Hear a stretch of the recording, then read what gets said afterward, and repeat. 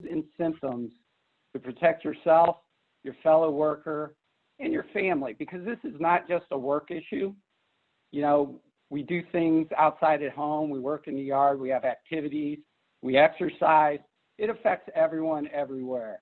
And last week we were down at the beach, and that's my 18-month-old grandson, Theo, and he earned a new nickname, Baby Godzilla, because he always attacked the sandcastles.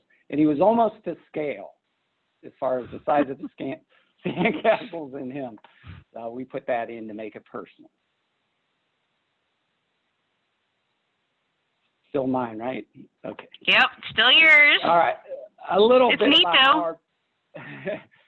about how our body regulates heat. The human body is designed to operate in a very narrow temperature range.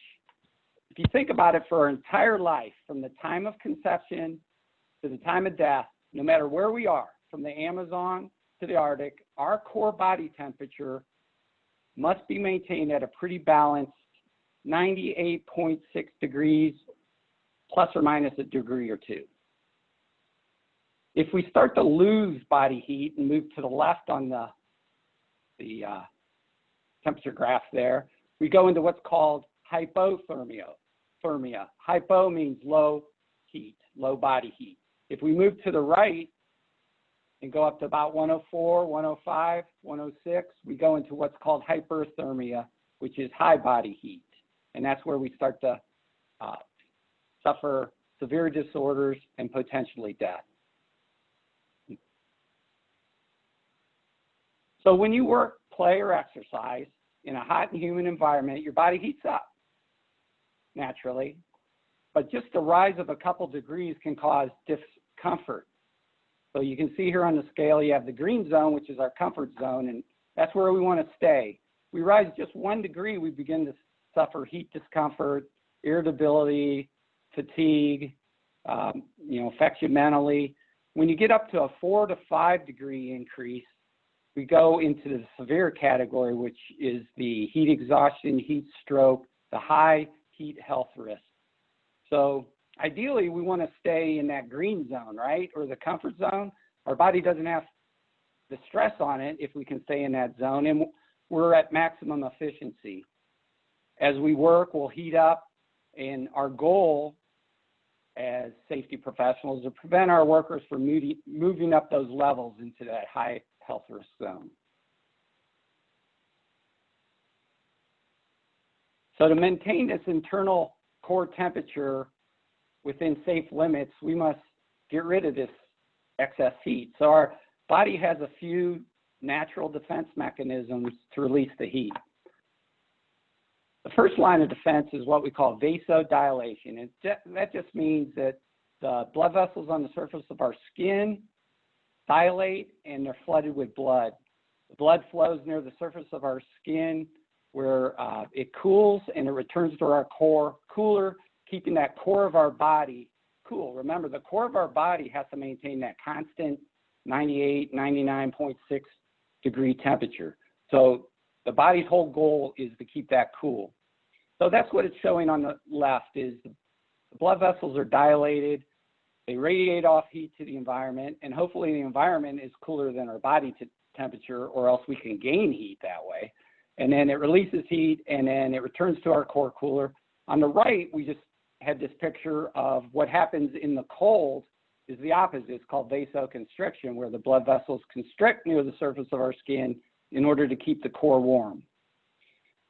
The second defense mechanism, major defense mechanism we have is increased sweating to maximize heat loss. We have about 2 million sweat glands at the surface of our skin. And what happens is we get the signal to start sweating because we're getting hot, and fluid's pumped up through this hot capillary bed where it's heated, it reaches the surface of our skin and it evaporates. The process of evaporation is what releases the heat. So the problem with this, it works awesomely, but the problem with this is it only works if the moisture can evaporate. So if we're in an area of high humidity, and high meaning maybe greater than 60%, this reduces our ability to evaporate the sweat and dissipate the heat. And I like to use the saying that dripping sweat is wasted sweat. Okay.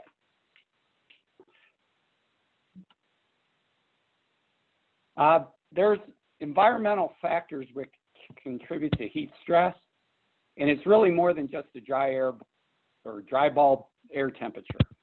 So it also includes other factors. Of course, high humidity or high temperature makes it harder for our body to maintain the proper temperature.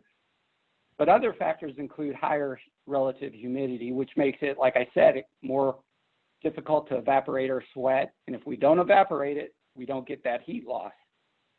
We also have to take into account radiant heat sources, such as the sun or furnace, or if you're in an indoor environment, like things like furnaces, ovens, molten metal, hot liquids, things like that, which can create a radiant heat. Radiant heat doesn't heat the air temperature, so you can't measure it with the dry bulb. It only provides heat from the surface of one object to the surface of another object, like the sun. The sun doesn't heat all that universe in between. It only heats when it strikes the earth. So you have to provide protection from radiant heat. And of course, air velocity increases our ability to evaporate our sweat. But as the temperature rises to above 95 degrees, it starts to lose this benefit and actually can increase our heat stress. You want me to talk a little bit, or do you want to keep going? I can go a couple. Yeah. Take turns. All right. So there are job risk factors that we got to make sure that we're looking at when we look at heat stress. And we see a picture over there on the right, but things that we got to make sure that we're taking into account are the work demands and the duration. So, you know, what are your folks doing while they're working? If they're sitting or standing, they're very little movement, they're sitting at a desk, you're going to have a very low or light metabolic rate, I can't talk. And if they're, you know, moving around a little bit, things like pushing a broom, moderate lifting, you know, you're going to have that medium metabolic rate. And the last is if you're doing physical, heavy, you know, moving stuff, digging, a lot of the outside work, you're going to end up with a much higher metabolic rate. And that's going to make a big impact, especially when we talk about hydration. Another thing you want to make sure that you're focused on is the clothing. You know, what are your folks wearing typically? A lot of times if you see folks that are in a real hot environment, they have a lot of light layers on. They are covered up though, but there is, you know, some insulation, some permeability, and then in a little while we're going to talk about some of the options of personal protective equipment that you can provide for your folks out there. There are some human factors too, and these are going to be specific to your individual workers, but you have to take these into account. So you have, you know, age that can directly affect how much folks are susceptible to heat illnesses, body weight, degree of physical fitness, acclimatization, and that's something that Rick's going to talk about once we get into some of the prevention sides of things. But how used to these heat or hot environments are your folks? You know, I think in Ohio we have a really hard time because today is probably not the best day to be talking about heat stress, right? I think it's like 74 degrees outside. It's beautiful. It's super cool. But by this weekend, they're calling for low 90s with high humidity. And so our folks don't get the chance to be continually exposed to the heat. We go back and forth a lot. So it's a little bit harder. Our bodies don't just maintain that continual use or continual exposure to it. We have a neighbor that just came back from Las Vegas, and it was 119, I think, there when they left. Now, I don't know that you ever can get used to that kind of heat, but they certainly don't have the 70-degree days like we have on occasion here in Ohio. Another human factor that can completely or totally affect how much heat they can handle is if they use drugs or alcohol. And when we talk about hydration and dehydration, especially with alcohol, that can make a big impact on, how much your body retains the water. There are medical conditions that can greatly increase the susceptibility to heat illnesses. And the one thing I know when I started working with this topic and teaching this topic a little bit, I never knew before, but just if you have a prior heat injury or illness, you're much more susceptible to having another one. And that's something that folks don't necessarily think of. And you get a new worker and you don't know his background, or her background, or have they had a heat illnesses in the past? If so, they're going to be more likely to have it. And then clothing, we talked about that a little bit on the last slide. So we're going to talk through the different kinds of illnesses. And so how about I do the first two, Rick, and you do the second two? And so, good. Talking through, I can do all four, so nice of you. I think Nina would let us do her part too, but we can't see that she's nodding vigorously on that part. So one of, or usually the most mild heat illness that you see, and a lot of times I'm sure folks don't even tell you about this, is heat rash. And so it's basically you get like little red knobs or red papules or whatever they're called on your skin. It looks like a rash. It's often where your clothing is tight or restricted, and it's ultimately because your sweat ducts get plugged because the sweat can't evaporate, like how Rick was talking about how your sweat really needs to evaporate from your skin. It's diaper rash. There you go. That's perfect. It's diaper rash on adults. Hopefully they're not wearing the diapers, right? But, you want to make sure your folks know that this is a condition or an issue with heat. And so that will help them prevent it from happening, because it's very uncomfortable. If you've never had it, it's very uncomfortable. Keeping the skin clean, making sure that you have breathable clothing, folks make it so, they don't have to, they can use calamine, just like you would with any other kind of rash. Trying to keep it cooler at night, keeping their skin dry, things like that. That's going to make a big difference with the heat rash. And heat rash is kind of like a sign that, you may be getting into some of these other heat illnesses. The second one, and I wrote the word electrolytes up at the top instead of down at the bottom, but I'm not sure where that came from. I probably spelled it wrong too, right? But heat cramps. Those are symptoms can be shriveled skin, sunken eyes, dry mouth, dry tongue, severe cramps in the legs or abdomen, fainting and dizziness, weakness, profuse sweating.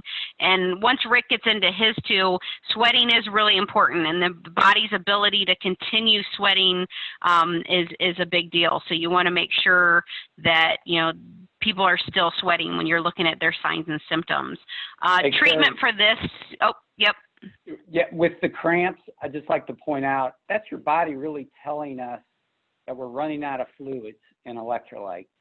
So it's really a warning system for our body. Absolutely. And, it's your red flag, right? It's telling you that you need to do something about it. One thing that I've always been told is if you're thirsty, it's too late.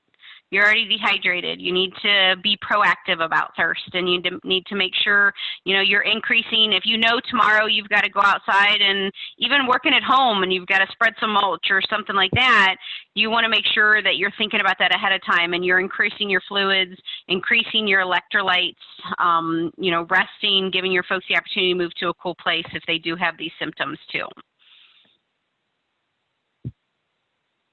Okay, I guess I got heat exhaustion.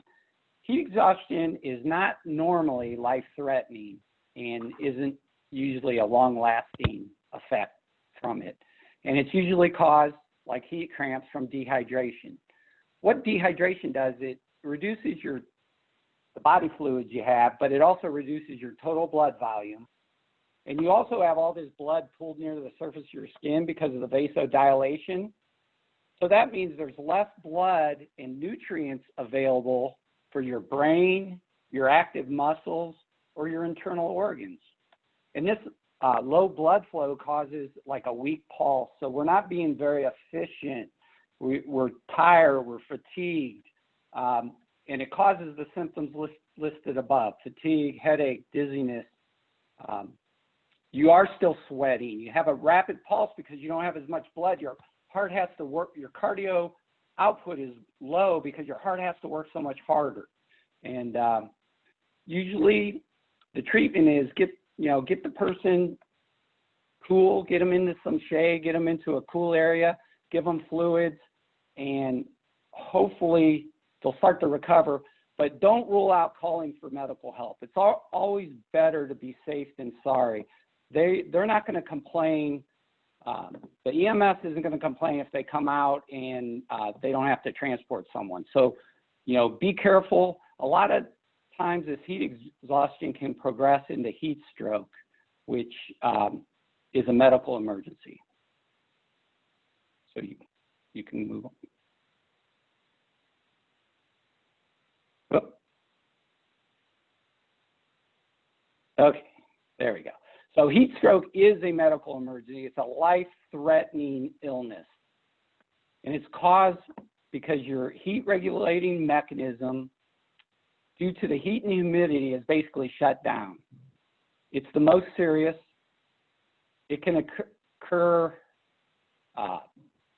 rapidly through exertional heat stroke, or it can occur over a period of time. Basically, the body is very hot and it's getting hotter. Surprisingly, 50% of the people who reach the heat stroke level die even with medical treatment. So it's very important that you remove them to a cooler environment immediately, call 911, cool them down however you can. The skin is hot and dry because your defense mechanisms have shut down because your body internal core temperature has risen so much. They'll appear flushed, they'll have that rapid pulse, confusion, they may even be unconscious. A lot of times what happens is someone will start with the heat exhaustion and they'll tell them, well, go sit in the shade, and they leave them alone. Never leave anyone alone.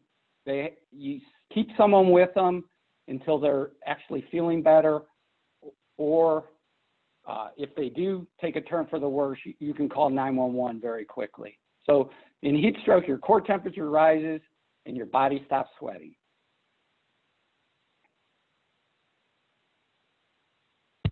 Okay, so we're going to talk a little bit about prevention. How do we deal with this as an employer? How do you deal with this in your own life? What are the things that we want to look at? And anytime you're looking at any kind of safety issue, you want to make sure that you're thinking hierarchy of controls. So, how can we substitute this out? How can we engineer out this problem? And that's really the first one on here is engineering controls. So looking at your environment, looking at this hazard and looking at it as a hazard, what are your folks exposed to? How can you engineer out this problem? And one way is through just general ventilation. Movement of air is going to help with the issue. I'm sure, especially, when it's really hot in August, unlike today, but most of the time, we would love it if we could just air condition all of our facilities, but, that isn't necessarily something that we can do. It's not realistic. But, even having air conditioned break rooms or rooms that folks can go into to cool down, that's definitely something that we can look at. Convection, heat conduction, and like Rick said earlier, even shielding those radiant heat sources. So, some of the PPE can help do that, or putting shields on different kind of furnaces or heat producing equipment. That's going to make a big difference. Anything you want to add to this engineering control slide, Rick? No, it's the most effective way if you can reduce the environmental temperatures. And, just remember, it's not just the dry bulb. You got to look at the humidity. Do you have like steam leaks? Are there way of controlling the humidity? So you just have to do what you can, and hopefully you can reduce that environmental temperature for the worker. If that doesn't work, go ahead. Your next effective approach, obviously, is to look at work practice controls and reducing that work rate or that metabolic work rate Cari talked about, the physical demands of the job, if you can do that in tandem with reducing the environmental temperature or controlling the environmental temperature, you're going to help control the worker's exposure to the heat. And you can talk about the bullets, Cari. Okay, so, slowing the work down, reducing the exposure, proper clothing and PPE, we're going to talk about that. Also within this, and we have a couple other slides just on work practice controls. Typically, when you think of work practice controls, you think of written procedures, job rotation, and training, and things like that. So, of course, Rick was big about the dehydration and hydration, and I think the numbers at the bottom of this are pretty staggering. The fact that, just on average, we're losing 9 cups a day of liquid in our body, and if you're doing anything strenuous, that's a whole lot of liquid you got to try to replace. So you want to talk about hydration and dehydration? Right. You had talked about some of these things, but number one is, if we don't have body fluid, we can't sweat, so we can't dissipate heat. Every process in our body uses water. And I mentioned about the low blood volume, which causes, a lack of blood pressure and lack of blood supplying nutrients to our brain and vital organs. One thing, most people are chronically dehydrated. So they're dehydrated going into work. And so they're much more susceptible to the heat. Cari said thirst is not a good indicator of when you're properly hydrated. So you need to instruct your employees and workers to drink water before, during, and after work, so they stay hydrated. And water really is recommended unless you're doing, like really strenuous physical activity. Then you probably have to add an electrolyte. They used to say, add salt, increase your salt intake, but that's bad. Our diet already has too much salt. You want to increase or use a sports drink. Those are good with lots of electrolytes. One thing about drinking the water, you don't want to drink a gallon of water at one time. You want to spread it out. And like the bottom bullet says, drink about a cup of water. Your workers should be drinking about a cup of water every 15 minutes to stay rehydrated.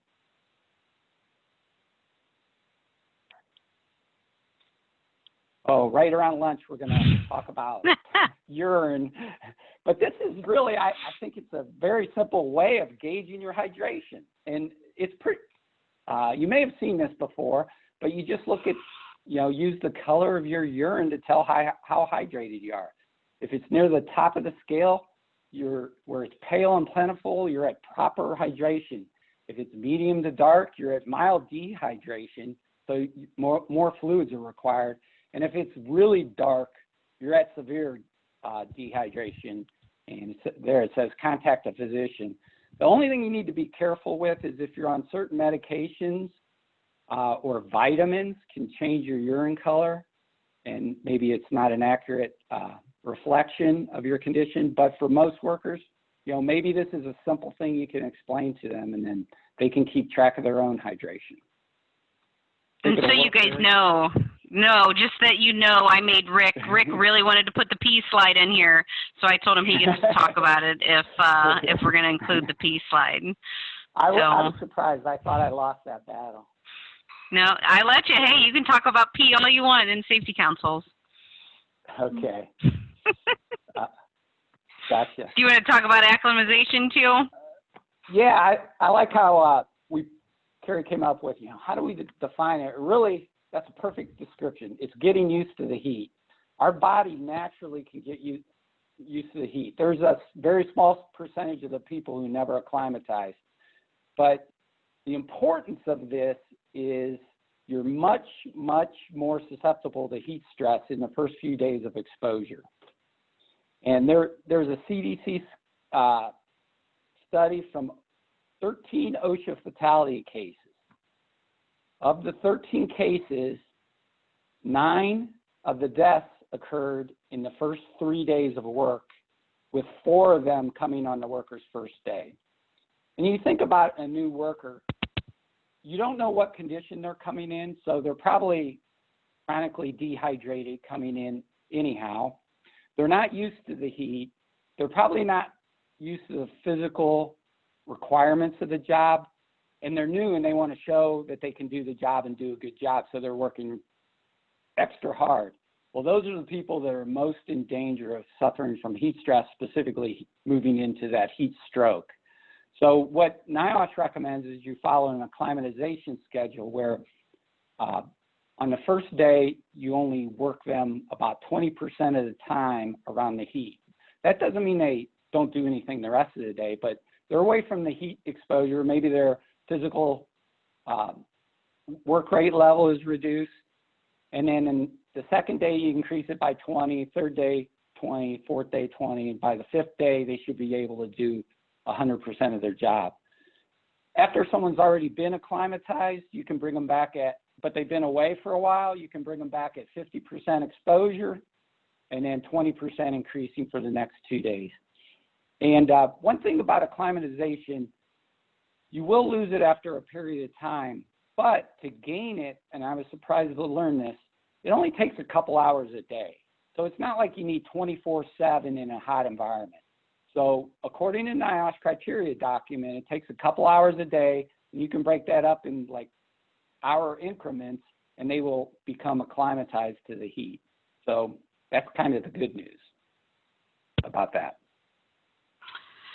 The other piece of this work practices is training. And so, you know, something like here today, we're training you guys to go out and do the training. There's a ton of resources out there. There's NIOSH. They have an app that you can use.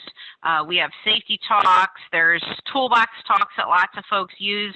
But, you know, it's really important to do training on heat illness and heat stress. And one of the big reasons is because you may not notice that you're having an issue. You may feel fine other than just being hot, but other folks around you are going to notice that, you know, your cognitive level is maybe lower than normal, or you're having issues with speech or some other kind of issue that they're going to notice and you may not notice it on yourself. So training is a really important key to heat stress and to keep your employees safe, one of the big prevention keys. You want to make sure that you're training on knowledge of hazards and, you know, what is the heat rash and what is the heat cramps and the ones that we went through in this. You know, what are the factors that could make them more likely? You know, folks don't know that they're more likely to have an issue because they've had an issue before. You know, that's something that they need to know, and hopefully they'll tell those around them that they have had issues, so you know to watch them a little bit closer. Knowing the signs and symptoms, knowing what you do if someone has those, knowing when to call 911. I mean, that's a really, really big deal, is knowing when to do that. Knowing what kind of prevention that you want to make sure, you know, folks can when to drink water, and knowing, like Rick showed you on the P slide, and being able to gauge it themselves. And then, you know, the personal protective equipment. You want to know what's out there for you as the safety person, and you want to know what your employees can be using. So, perfect timing. I am going to have Nina switch her camera over, and I am going to stop sharing my slide. And if you see a whole bunch of slides come up when I did that, and you can see everybody's, up at the very top, it gives you the option to do speaker view, or you can hit that button and it goes back to gallery view. You want to hit speaker view, and we're going to turn it over to Nina, and she's going to talk, and we're going to listen to some of the fun stuff. Hi everyone, I'm Nina Fullerton. I'm with GVS Safety Supplies. I'm going to spend about 5 to 10 minutes just showing some different PPE products out there that will help you when working in a warm or hot environment, whether it be outside in the sun or maybe just like in a non-air conditioning facility. So I'm going to start off by showing you our boonie cap. Some call it a ranger hat, a safari hat. I'll put it on for you because I know Cari likes this kind of stuff. She likes when I try things on. So it's got a nice brim, so it's going to cover, you know, a lot of that sun and protect it. It also has UPF rating of 50, so that's going to block about 98% of the sun rays, which is really good. This also has the high visibility on it. So, you know, those that work in construction, landscaping, the extra visibility is always good. Next, I have a hard hat neck shade. So for those that need to wear hard hats, so this would be more like construction, outdoor use, you would just wear this outside. This is going to cover the back of the neck. I don't know if you guys can see it or not, but that's me in my pink hard hat. So you got the neck shade that's going to block that sun also. Good for outdoor. Again, high visibility, so just more exposure for people being able to see that you are around. Next, I will show you is the neck tube. It's called a multi-tube. It's got a lot of different things that you can do with it. My favorite is, I've been wearing this ever since I got them in. All you have to do is just wet it, soak it in water, and then this is kind of what it looks like. It's pretty long, but you got multi-functions with it. You can just wear it around your neck like this. My main reason why I've been wearing it is because you can just kind of pull it over and wear it as a mask. And obviously during these times, anywhere you go, you got to wear one. So got some multi-use there. You can also wear it, you know, like I said, around your neck. You can wear it as a headband, a balaclava, which I can show you kind of a picture here. You can see where the guy's got it over his head. So again, if you do dip it in water, that's keeping all of this area cool. You can wear it as a scarf. You can wear it as a skull cap. I would show you how to do some of these, but it wouldn't be graceful, so I'll just save you guys that.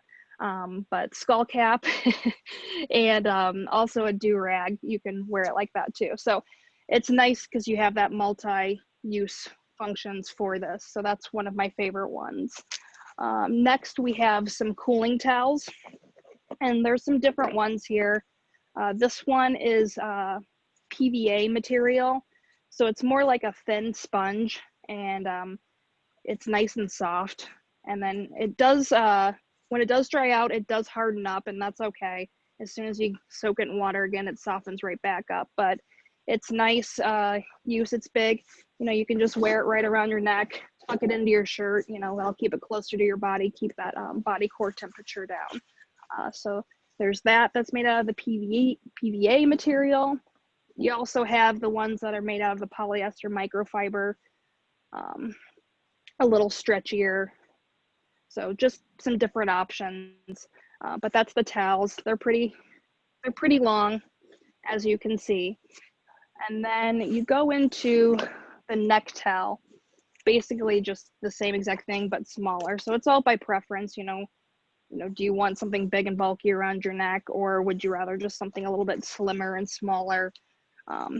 Also going to depend on what you're doing as far as, you know, your work. You know, if you're working around a lot of equipment, anything that you're getting close to, you're probably going to want something smaller, tucked in a little bit more, so it's, you don't want to risk that chance of, you know, pulling and snagging. So you got the neck towels, and then we got some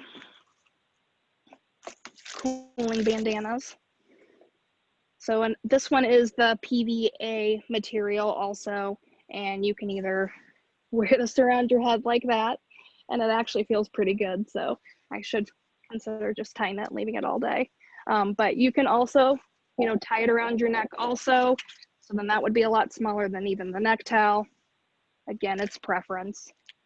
But some different options also, you know, this one has, you know, like the polyester on the outside, PVA in the inside, and that's what you guys would just soak in water about 2 to 3 minutes, just submerge it in some cold water, and then it's ready to go. You also have the options of, they have these, you guys can't see them, but there's these little water activated cooling beads. So again, you know, it's just submerging this into water for about 2 to 3 minutes, or until you see it puff up. You'll see it get pretty thick and like kind of spongy like, but that's, you know, another option as far as cooling bandanas. So again, you can wear them around your head like I showed you, or you can just wear those around your neck also. Let's see. And last but not least, is one of my favorites too, is the cooling vest. So depending on the manufacturer you get it from, sometimes there's some different color options. In this case, there's yellow, red, blue. So it doesn't always have to be this bright yellow color. But what's neat about these, you're going to soak it in cold water about 3 minutes or so, and then simply wring it out, and then you're going to just wear it under your clothing for the day. With this is a 3-layer fabric system, so it's going to absorb, store, and release water to keep your body temperature cool and safe. And what's nice about this, you have the Velcro on the sides, so you can, make it as tight or loose as you'd like, and then just simply wear it under, whatever you're wearing that day, whether, you're working in the yard, you're working out in landscaping, construction, again, in a, non-air conditioning building. It's going to get your shirt a little bit wet, but if you're sweating, it's just going to do the same thing anyway, so it doesn't really matter. But those are just some different options that I wanted to share with all of you. So if anyone has any questions, feel free to write in the chat. I'll also put my email address in there also, so if anyone wants to reach out, let me know if you have any questions or if there's anything specific you're looking for. Certainly, looking to help you out. And that's all I got, Cari. That's awesome. I did want to see the skull cap, though. I was kind of hoping you would try. I mean, if you really want me to do it, you don't have to. I can. Yeah, you don't have to, but that would be funny. I think we would all enjoy it. So, well, yeah, thank you very much. Good stuff. See, and that's better than just seeing the PPE. Is you actually get to see the stuff in trial there. So, okay, so I'm going to share my screen again. I only have another slide or two, and then I believe, Nina, you're giving away a couple of the towels, or what were you? You were going to do a couple giveaways. The neck tubes that I have on. Okay. So, yeah. Awesome. So Sally will do that at the end. We'll pull a couple winners from those here at the meeting today. So that'll be, see, look, we're doing some of our giveaways like we had done in the past. So we're not too far from where we were. All right, so talked through all the different PPE. The one thing that you all should know is OSHA does and can and will cite under heat stress and heat illness, and they just use the general duty clause because, as we know, there's no standard for heat stress for OSHA, but they'll cite folks under the general duty clause, and we all know how high the citations and the fines are now, so we definitely don't want to end up there. The one point, and I did see this in the chat, someone said to make sure we mentioned that when we do training for heat stress, it does really make sense to do that like in the spring or right before a real hot day or a real hot session. If you know it's going to be real hot for a couple weeks, that's the right time to do it. So, definitely look at when you're doing your training, put it on your annual calendar, that sort of thing. OSHA has a lot of resources for that training too, and their motto is water, rest, shade. And so, they have all kinds of training and all kinds of different languages if you need it. And, they focus on the hydration and taking a break and the, radiant heat issue as well. The other thing, and I was kind of hoping I could have this on my tablet, but things just don't always work out like we want. And that's okay. But NIOSH does have an app. So we always say there's an app for that, right? So there is an app for heat stress. There's a couple of screenshots from the app itself. It shows you, with what the temperature is in your area and what the heat index is, and, has some first aid information, and you put your location in it, and it's pretty neat. I have seen a couple construction folks use it. Rick, I think you guys have looked at it in your class, and so, it is kind of a neat app out there that employers could use and to help with that. So, with that, I'm going to have Rick and I's contact information up. If you have any questions or you want to put anything in the chat, I will ask Sally to turn her camera back on. So if there is something in the chat, let us know, and I will, if there's not anything in the chat, then we can talk about our winners. Okay, guys, thank you again to Nina for donating 4 cooling tubes. So everyone was assigned a number based on your registration date and time. And we used a random generator to pull 4 winners. So even though we can't hear you, you have to cheer when we call your name if you're one of the winners. The first one is Kathy Royale with Americhem, John Dolinsky with Coventry Township, Terry Armstrong with the City of Cuyahoga Falls, and Cheryl Watkins with Goodwill. So congratulations to the 4 of you. You get a cooling tube. And Nina and I will work out the logistics of getting those to you. Cari, do you have anything else? I don't have anything else. The only other part that I had, and it goes right along with Rick talking about, you know, what kind of drinking are we telling our employees to do before work, right? Is our next month speaker, September 16th, we have Faith Lewinsky. She's an attorney from Seoul Law Office, and she's going to talk about the drug program, your drug program, and, you know, all the fun ins and outs that we're having with medical marijuana and anything that's new and going on and how we deal with these issues. Rick, anything you wanted to add or throw in there? Any awesome heat jokes you wanted to tell at the end too, or that was just the beginning? Yeah, I used them all up. Sorry. That's okay. all. That's all right. Thank you. It's all everybody. good. Drink water, Yeah, everyone. Yes. Yeah. Stay cool this weekend for sure. So with that, anything in the chat, Sally? Did you see any questions? I'm going to stop my sharing and look. Cheryl said, yay, she cheered in there, and Nina's information. That's good. All right, well, we'll stick around here for a few minutes. If you do have any questions, you can either unmute yourself. We'll stick around for 4 or 5 more minutes. Let's see. With regard to COVID-19, here's the question. Is there any best practices for use of floor fans to help reduce temperatures on the production floor? Rick, any thoughts on that one? I don't want to speak offhand because I'm not sure if that they address that. If the health department through ASHRAE, we had some, ASHRAE does the air standards, so I'll have to check on that. I can check and see if I find anything out that's been published. Okay. Awesome. And I do know, you know, ventilation is a big topic when we talk about COVID, and the health department does address that. And, you know, so increased ventilation is what they're looking for. As far as blowing fans from one person to the next, yeah, I'm not sure if they do talk about that. I know the one thing we didn't really cover was face coverings and heat, and that is one of the you know, reasons that you can not use a mask within certain circumstances, and all that information is listed on the health department as well. So if you need information about that, I know Deb Bailey, one of our other consultants, sent me that information the other day. I can forward to you if you need that. So feel free to email me or Sally if you have questions about that. I don't see any other questions. Some good comments. With that, then you all are good, free to go and have a nice rest of the wonderful, beautiful Wednesday that we have out here. And if you need anything, let myself or Rick or Sally know, and we'll totally, or Nina, and we'll help you out. So thank you guys. Next month.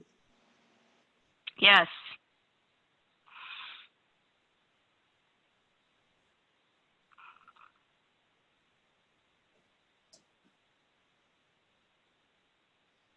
That's a good question. We probably should submit that to the BWC frequently asked questions, yeah. Right? Definitely.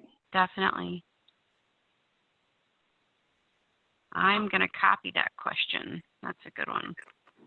Yeah. Hey, Bob. Hey, hey. What's Good up? job. Bob. Thanks. Good job. Good job. It was fun. And Yeah, Rick got to talk about pee. Yeah. And Nina didn't throw up. I know, Nina, I don't know what you were nervous about. You were phenomenal. All did great. I purposely didn't eat lunch before this. I just have to mess with you, Cari. You did wonderful. You did wonderful. Nina, when we teach this class in person again, will you come and do your little dog and pony show with all this stuff for us? I mean, I might as well now. Okay, that was good. That was really good. Thank you. All